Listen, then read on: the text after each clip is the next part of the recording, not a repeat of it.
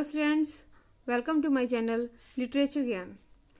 Last video में हमने उपन्यास खत्म किया था। आज हम स्टार्ट करेंगे निबंध। निबंध के उद्भव, विकास एवं विशेषताओं पर प्रकाश डालें। निबंध गद्य साहित्य का महत्वपूर्ण अंग है। गद्य की अन्य विधाओं के में कल्पना तत्व की प्रधानता रहती है, पर निबंध में बुद्धि तत्व अथवा विचारों की प्रचुरता रहती है। अंग्रेजी साहित्य में निबंध का भरपूर विकास हुआ है, किंतु हिंदी साहित्य में इसका अभीष्ट अर्थात इच्छित विकास नहीं हुआ है। निबंध अपने आधुनिक रूप में ऐसे शब्द का पर्यायवाची है। अंग्रेजी में ऐसे का अर्थ है प्रयत्न, प्रयोग अथवा परीक्षण। अभिप्राय यह है कि किसी विषय का भली भांति प्रतिपादन करना या परीक्षण करना ऐसे कहलाता है। हिंदी के निबंध शब्द का अर्थ भली भांति बांधना है, अर्थात वह गद्य रचना जिसमें विचारों को भली भांति बांधकर एक क्रम में प्रस्तुत किया जाए, निबंध कहलाता है। मोंतैन नाम का फ्रेंच विद्वान आधुनिक निबंध के जन्मदाता माने जाते हैं।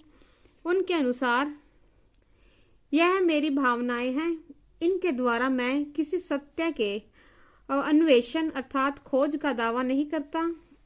इनके द्वारा मैं अपने को पाठकों की सेवा में समर्पित करता हूँ।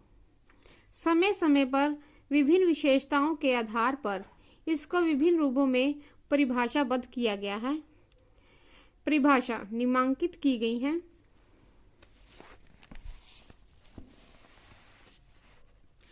हर्बर्ट रीड के अनुसार निबंध 3500 शब्दों में से लेकर 5000 तक होना चाहिए। 3500 शब्दों से कम में लिखा हुआ निबंध रेखाचित्र हो जाता है और 5000 से अधिक में लिखा हुआ निबंध एक लेख कहलाता है।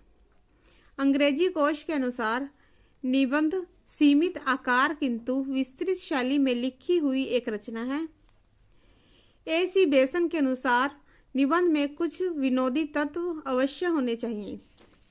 क्रेबल के अनुसार निबंध लेखन कला बहुत प्रिय साधना है।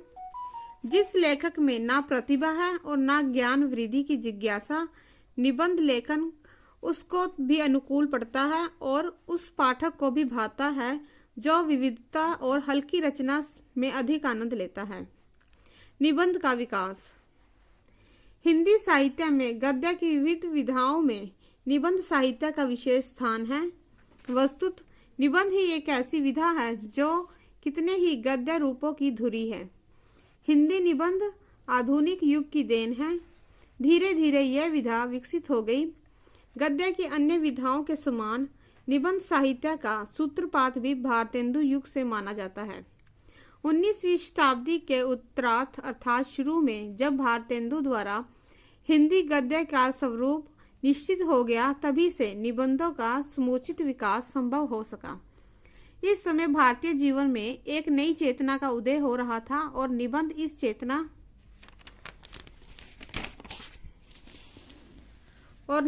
चेतना को व्यक्त करने का सर्वोत्तम साधन था। भारतेंदु जी एक सजग कलाकार थे। उनमें समाज सुधार, देश उद्धार, स्वभाषा प्रचार तथा संस्कृत प्रेम की उत्कृष्ट भावना थी।